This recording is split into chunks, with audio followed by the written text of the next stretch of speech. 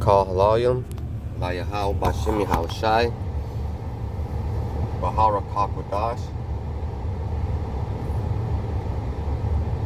Double honors to the apostles, bishops, elders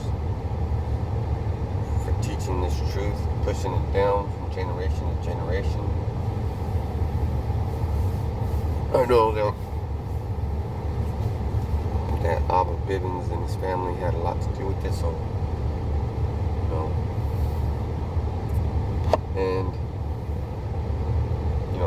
I want peace, health, and mercy for all the brothers that are teaching the truth and sincerity in the name of Yahweh Bashim Yahushai Maharakapadash. So that said, I wish good upon you. So I'm in my car, and I let my daughter borrow it so she can go to work, man, because ultimately I want her to do good, like make some money for herself. So she got in a fender bender. I handled the situation. First thing, she called, she got in a fender bender, and I was like, I got the adrenaline rush, and I was like, man, that's my. I was concerned for my car, but I was also concerned for my child, right? And I was like, fuck, I gotta go take care of this. And I went over there, got there fairly quickly, and then that guy said he wants to exchange information, and I said, look, if I gotta do that, I'm gonna have to call the cops and get a report, because that's how it's gonna go down. So long story short, I kind of messed up. I could have got more, but he ended up giving me around $500, and I'm gonna do the fixing. So we settled it, and the scriptures say to take talk to your brother, man, and try to settle that shit instead of going to court, right? But the scripture also say no good can come to those who practice evil.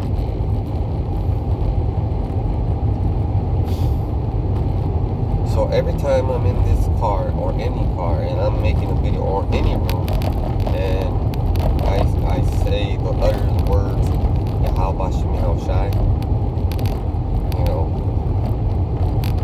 that's like sage, burning sage. Taking care of those bad spirits.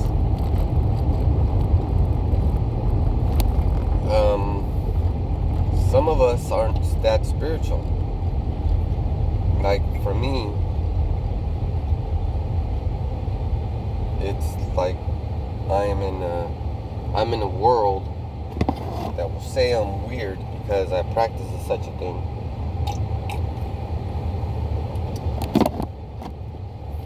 They'll say, it doesn't make sense. Why do you worship a God that you can't see, or that doesn't allow you to do this or that? So I'll say something like, well, because I got faith. And then they'll be like, well, what's faith? And then I'll quote Hebrews 11:1. Faith is the substance of things believed but not seen. You see what I'm saying? But then, if they want to go even further, I'll say, well, the reason I believe so much is, for one, the chariots come and like they're checking on me. They're like, man, this guy's crazy. And I don't know what they're doing, but they get real close enough where I can film them. And I think that's amazing. And my only recourse is to believe that those are angels, right? Those are the chariots.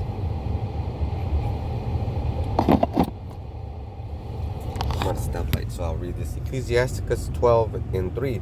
There can no good come to him that is always occupied in evil, not to him that giveth no alms. So, man, and then the apostles just put out a thing with donations, so it might be time to make some donations. You know, as of lately, I've been stone cold suffering, like fucking legit suffering. Straight up, I got sued, had to sell my fucking truck. My car gets in a wreck, it's always something to fix that. I'm settling debts. You know, trying to make little moves so that you can be okay. But at the same time, it's holding you back, right? So whenever, like things like that, like right now, there's a reason why the Spirit put it out there to Bishop Sakaran so that he could put that up. This winter is going to be colder than usual. Colder than what we're used to. It's 42 degrees in California in the morning. It's pretty chilly. Sometimes it gets down to 29, and it's November, second day. But in October, it was showing us what November is gonna be like. So the thing is, we might have to, send emergency services to our brothers, to our brethren. So I just got the headlight housing unit for my Sonata, and I gotta bend out the fender, the side panel, which I'm gonna task Yaramya, my son, with it, and he's on it, so that'll give him something to look forward to. But things happen for a reason. So now I have a little bit, so I'm gonna try to figure out what I can donate, because they also send the post office number. So I'm thinking that this winter is gonna be cold, so I'm gonna start sending some winter socks.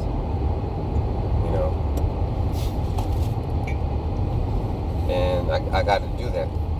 I got to get that sign ready for my immediate brothers.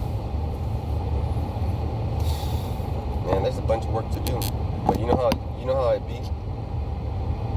Like, damn, like it fucks you up.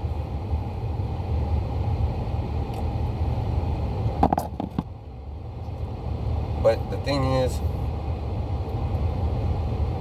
you're living your life, everybody's living their life, and 99.9% of the population where you're at doesn't even look up. What does the scripture say? Look up, for your salvation is near. What does that mean? What does that mean? At least we know that we're going to get something. And you have to enjoy the little things. Like, the little things make you appreciate the bigger things. Like, yeah, my car is a little smashed, but it's still driving. The engine's still good. It's not knocking. Barakata. Barakata Yahal Bashim Yahal Shai. So that's awesome for me. And then I got a little extra change off of that situation. So I already bought the part that I needed. I might have to get some Bondo, or Bondo, whatever they call it.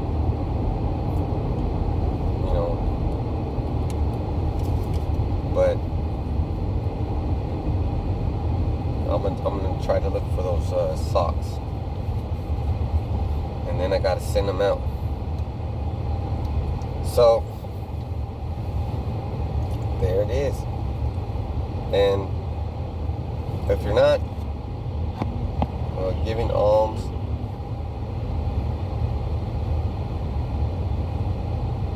then it says right there, no, not to him that giveth no alms. So that's considered wicked. That's considered evil, right? Damn. So I got to start rethinking my approach to my daily life. Like, what does that mean? Means if I see a bum, what does that mean? I'm not gonna go over to him and make a video and say, hey man, blah blah blah, like those motherfuckers do. I'm gonna be like, if I have something to give, I'll be like, if you want, I can buy you this, or if you prefer,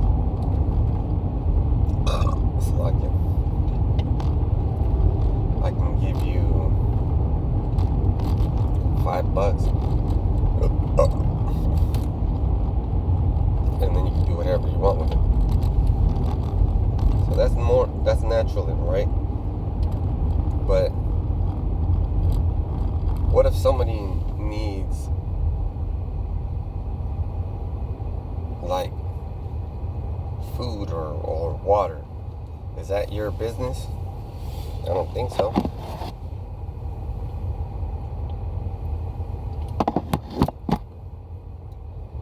Because the Lord also said, take the beam that's in your eye before you look at the splinter in your brother's. So you got to take care of yourself. So what does alms mean? It's a sacrifice, right? Because it's going to hurt. And so that limits blessings to generous people. And the more that you give in your heart, the more blessing you're going to get. But people know that. I think people know that. But still, even though people know that, 99.9% of the population that you're around, they don't look up. Look at them. Just look at them. They'll look up if there's like a fucking noise or something. But in general, they're not going to be looking up. So, when people like that, usually they're the kind of people that pick up the Bible, and if they're gonna say open it, they'll be like, what book should I read? Well, read the whole thing. When I first read the Bible, I started in the book of Matthew. I started in the New Testament. Of course, I was in the Catholic Church, but still, there's that little separation anxiety where you know that you're reading something, and what the church that you're involved is teaching doesn't make sense. It's not cracking it, like they say. So if that shit ain't cracking,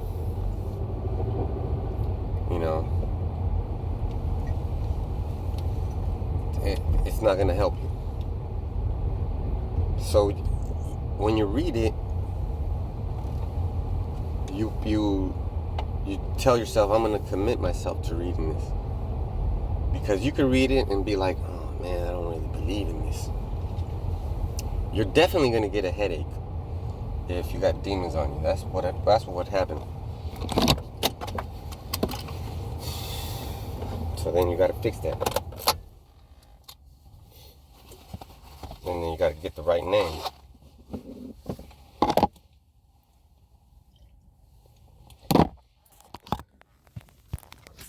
And then you got to stop sinning. So Ecclesiasticus 12:6, for the Most High hateth sinners, and will repay vengeance unto the ungodly, and keepeth them against the mighty day of their punishment. Dang. So, Shalom.